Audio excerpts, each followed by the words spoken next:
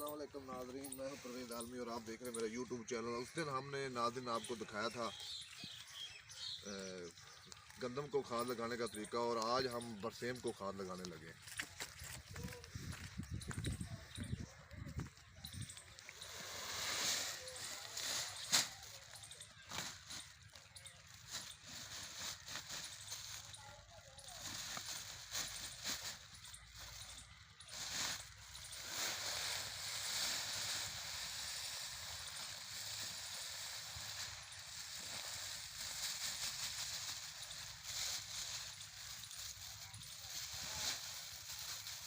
बस ब्रेक ला ला के बोलना पैंदा मैंने बन के थोड़ी जी बना के ब्रेक ला लिया कर।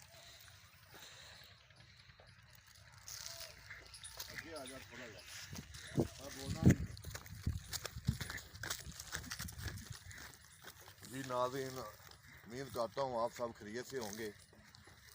मैं हूँ परवेज़ आलमी और आप देख रहे हैं मेरा यूट्यूब चैनल परवेज़ आलमी ऑफिशियल।